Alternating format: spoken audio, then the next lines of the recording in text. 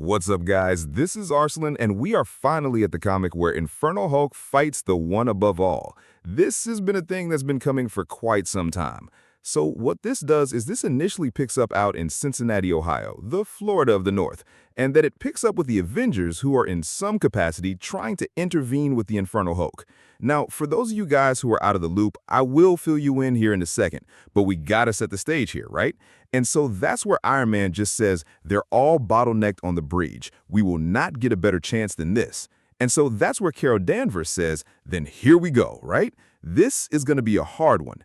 And the response of Iron Man, there's no one else. Save as many civilians as you can. Try to keep the monsters on the bridge and focus everything else on Hulk. And in the midst of all of this, the one above all appears. So this is not one of those stories where the one above all shows up at the very end of the comic to fight Infernal Hulk. No, no, no. He's here now. And in fact, it catches the Avengers off guard, right? I mean, it's just this bright, blasting light that just flies from the heavens right down. And at that point, Iron Man is like, do not jump back yet, right? Like, stay here. And that's where the one above all just says, I see you, the corruptive seed of Vinruvial, the dressed in new flesh. I called this planet of your progeny once. Let it be so again. So let's fill in some gaps here for those of you guys who don't know what's going on. But this takes us into Al Ewing's Immortal Hulk run and the introduction of the one below all. So the idea of the one below all when it was originally pitched to us is we did not know what the one below all was. And to kind of explain that fairly quickly here, the nature of the green door is that whenever those individuals who are imbued with gamma radiation die, they travel to the realm of the one below all. The green door opens and they can pass through it and return back to the mortal plane. So it was basically Al Ewing's way of explaining why it is that the Incredible Hulk specifically, but basically anybody with gamma radiation can never really die. Now, in Immortal Hulk issue number 50, the green door was quote-unquote closed, but more recently, the Incredible Hulk has still demonstrated immortality. So seemingly, he's still able to come back from the dead, and the Immortal Hulk concept is still very much alive and well.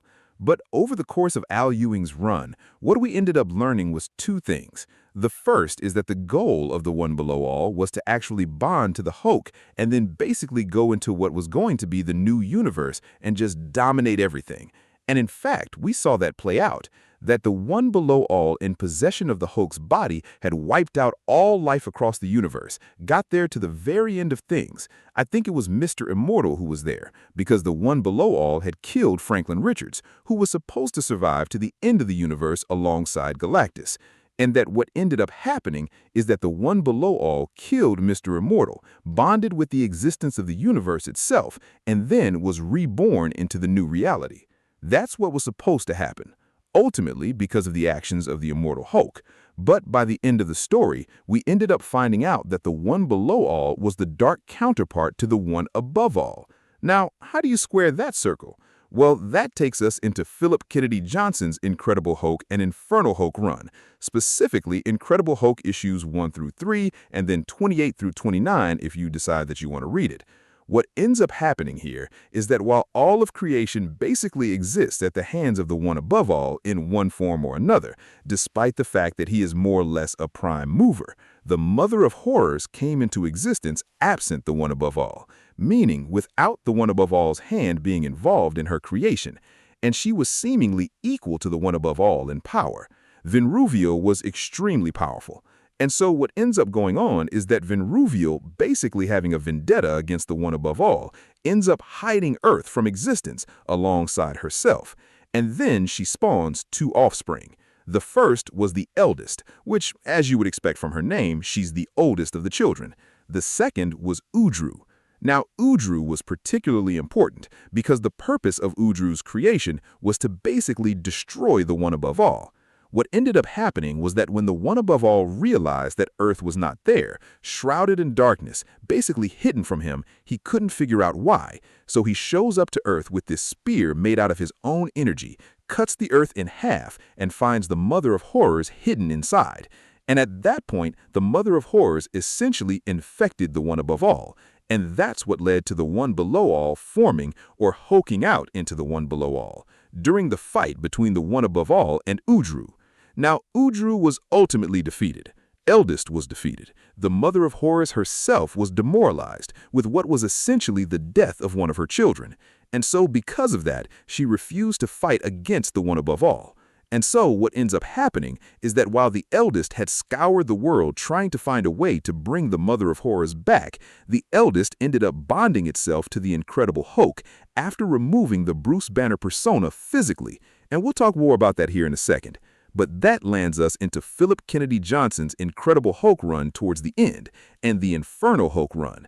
Because what ends up happening is that once the eldest is in possession of the Incredible Hulk's body, the eldest goes to visit the Mother of Horrors and tries to get her to relaunch her campaign against the one above all. Because the Mother of Horrors is so demoralized, the eldest takes the power of the one above all. And that lands us here. And so, back to the here and now. In the fight between these two guys, the Avengers are watching all of this unfold, and literally it's just like, is that what I think it is, right? And Steve just says, the one above all. And so Iron Man just tells everybody, give them some space and focus on the others. Let's see how this plays out. Because what else can they do? I mean, you're literally talking about two beings of unfathomable power. Now, one of the other things to notice here is that this fight as it's going to take place is going to be a fist fight. It's a knockdown, drag-out fight between these two, mostly because that's how Infernal Hulk operates, because that's what the Hulk is known for. But also because of the fact that while Philip Kennedy Johnson likely could have done this as something like a metatextual fight with them distorting reality around them, honestly, it would have just ended up like the Mad Jim Jaspers and Fury fight, right? Basically two beings that had the ability to alter reality, where all they did was just start altering the appearance of everything around them, distorting everything. But there's no real way to win that fight. You ultimately just end up in a stalemate. But that's where Infernal Hulk addresses the one above all directly and says, you surprise me. How long since your feet touched the dust of a world that you had made? No matter, we watered the earth with your blood before its time. It was watered again. And as soon as the Hulk goes in for the attack, the one above all clocks him on the spot and just sends him crashing down to the ground and into the water. This is the knockdown, drag-out fight. And the one above all just says, I see your mind. The very knowledge of you offends me. Washing away the stain of you will be the labor of 1,000 years. But Infernal Hulk says, I see your mind as well. I see the truth of you, and you are not he, and tears the one above all in half. Now, here's the craziness about all of this. There's two ways to interpret this scenario, right? That what ends up happening is that when we get the true form of this being, who kind of casts off the appearance of the one above all, that this being says, loathsome creature, I am he, the vessel of his wrath, which wielded by his mind, as thy hands and eyes and beating heart are thee. I am no less the one above all. Now, this has led to a lot of debate, and that's why I say there's a couple ways to interpret this. Number one, you could interpret it as just a physical manifestation of the one above all. The one above all has done that multiple times in Marvel Comics. The most notable example of that was in Sensational Spider-Man, when the one above all appeared to Peter Parker as a homeless man. Now, of course, the two of them didn't fight, and it was really more just the one above all helping Peter come to terms with the fact that Aunt May very well die, with her having been shot, in the aftermath of Peter revealing his identity during Civil War, right? I mean, it basically put a target on Aunt May and the people that were closest to Peter. It was like his worst fear come true. On the other hand, by all standards of measurement, this being is essentially an avatar, right?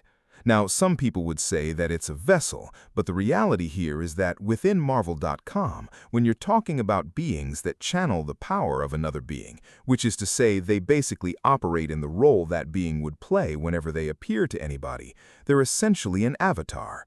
And again, making this statement, right, the vessel of his wrath wielded by his mind, as thy hand and eyes and beating heart are thy, am no less the one above all. It's basically saying, I am imbuing the power of the one above all in the here and now. So it's basically the one above all with a physical form that can be destroyed, even if it is only a vessel or an avatar. But seemingly, it's not the full might of the one above all. But that's where things get murky here, right? Because lest we forget, the mother of horrors was equal to the one above all in power, or at least seemed to be. We didn't get like the full totality of that conflict top to bottom. It was really more just kind of a recap when Philip Kennedy Johnson gave it to us. So there's ample argument to make here that yes, this vessel or angel has the full power of the one above all, but Infernal Hulk is just that strong. But if that's the case, then why walk around Earth creating monsters? Why not just reconstitute reality like that in the blink of an eye with a snap of a finger? Infernal Hulk should be powerful enough to do that if it's on the same level as the one above all.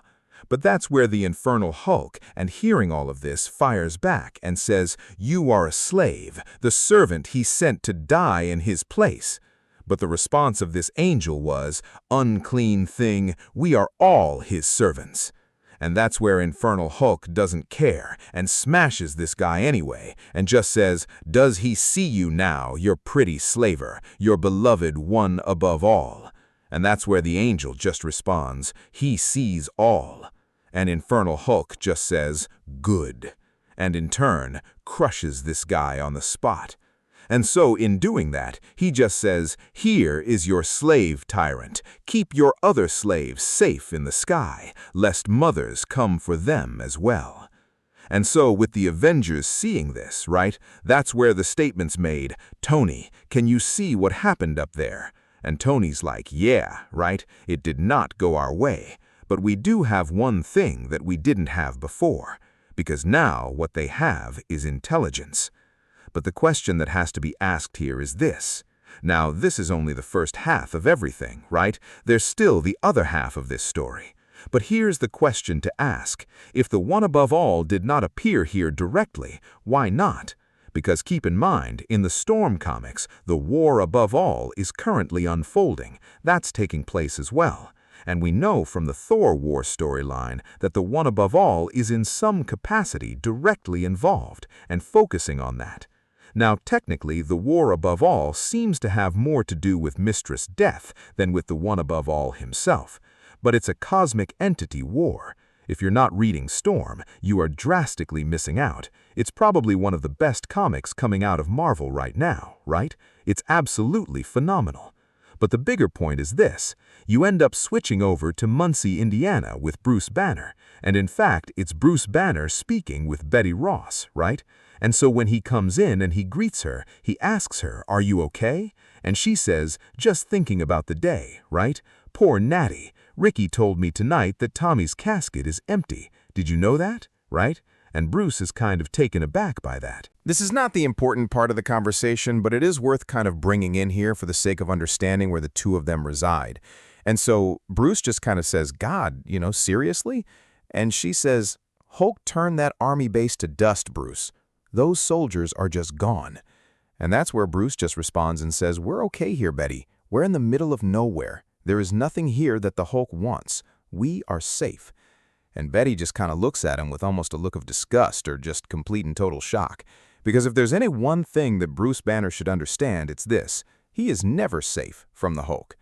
There have certainly been instances in Marvel Comics when the Incredible Hulk and Bruce Banner have been separated from one another. I believe it happened in the Onslaught saga. I know it happened when Dr. Doom split Bruce Banner and the Incredible Hulk into two different people. But the bigger point is that Betty Ross just kind of thinks that Bruce is seemingly being naive. And that's what she says. "Right. Nadi buried her son today, and she's by herself. I am going over to check on her, or are we so safe that we don't look after our friends now?" And so when they go to take off, right, Bruce just says, "Betty, what I said earlier, I'm sorry. I know we've had different perspectives on everything that's happened." And he says, "A normal life has just been so unavailable to me for so long now that we have it, I guess that I've been..." And then it cuts off, right? He kind of stutters, but seemingly he was going to say, "I guess I've just been so enamored with it." And that's a true statement. Bruce has never really been able to live a normal life ever since the Gamma experiment. And so why would you want to walk away from that? Why would you want to leave that opportunity to have some measure of normalcy? But it's like it was stated in Magneto Resurrection. Bruce Banner is choosing a neat lie over a messy truth. And that's where Betty just says, "It's fine. Let's just see if Naughty needs anything. And so when they get to the house, right, the kitchen light's on, but then the door's propped open. And that's when the question's asked, right? Why is her door open? It's pissing rain outside, which is a phrase I haven't heard in a long time. And that's where a scream comes from the inside of the house. So at that point, Betty is just like, that was Naughty. And Bruce tells her, stay outside, call 911. But when he gets inside, there's just this voice, right? Mom. Like, Mama. It's me. I'm home. Just like you wanted. And it's Tommy who's reanimated here. Not only that, he's essentially a monster, right? This is the other half of what the Infernal Hulk has been doing. That what the Infernal Hulk has been doing was traveling around to different places, military bases, so on and so forth, and literally reconstructing hell on Earth in a variety of ways, right? Basically a world of monsters. That's what he's been trying to do. But really the bigger picture here, when you zoom out, it's marshaling forces. That's really what Infernal Hulk has been doing. And it was one of these things where by the time the Avengers started picking up on what was happening and started realizing what was going on, the Infernal Hulk had already marshaled a pretty large number of people to his side. By no standard of measurement is it like most of the world or anything like that, not at all, right? But he has marshaled a lot of people to his side. And that's where Tommy, looking back at Bruce and Betty, just says, go away. You're scaring Mama. And so where Betty and Bruce are kind of playing defense here, like, no, no, no, no, right? We're not really here to terrify anybody or anything like that, right? We seemingly just kind of want to talk. That Tommy ends up grabbing Bruce and just throwing it, right? And just says, I will kill you. And so Betty goes running to Naughty and just says, we've got to go, right now. But Naughty doesn't really want to, but at the end of the day, like, it's her kid, right? And that's where Tommy just says, do not touch my mom, and immediately goes after them, right? Mama's mine. Her blood and breath are mine, no one else's. And Bruce does what he can, right, to face off against this threat, but it's just Bruce Banner, a regular guy with no meaningful powers whatsoever. And so Bruce cracks this guy over the back with a liquor bottle and just says, you're dead, and just starts screaming it over and over and over again, right? Tommy turns around, clocks Bruce, right? I will kill you. And just says, Mama, help me. It hurts. Because now he's set on fire. And so at that point, immersed in flames, just jumps out of the side of the house and takes off running. And so where Naughty has a difficult time believing that that's what's become of her son, right? At that point, Betty just says, that's not Tommy. You're going to be okay, all right? Like, you are going to be okay. And that's where Bruce has to come to terms with everything that's been going on. There is no more hiding out. There is no more just pretending the threat is over there, and if you just stick your head in the sand, the threat goes away. No, no, no, right? He says, you were right, Betty, about everything. We cannot hide here. There is nowhere to hide. We have to go back. And so the question becomes, what happens when Bruce Banner goes back and tries to retake control of the Hulk's body? Because, lest we forget, while Van Ruviel is in possession of the Infernal Hulk's body, the Incredible Hulk persona, along with all the other Hulk personas, Worldbreaker, the whole 9 yards, they're all still trapped inside the body, with Van Ruviel, quote-unquote, driving the car. But we know that they're trying to engineer their own escape. They're basically trying to retake control of the Hulk's body from Van Ruviel. So the fight's kind of being fought on both sides, one part in the Mindscape, or the Hulkscape as it's called, and on the outside, with superheroes doing what they can and Bruce Banner returning. There are still some characters that we have not seen yet. Devil Hulk, different things like that. We don't know if they're going to make a return. It would be dope if they did, right? Titan Hulk hasn't shown up yet, and that would be dope too, because Titan Hulk was cracked. That was the most powerful version of the Hulk that we have ever seen, outside of Infernal Hulk. It's next level. But with that being said, guys, gonna bring this video to an end. Hopefully you guys enjoyed it. If you did, drop a like. Thank you guys for watching, and I will catch you all later. Bye.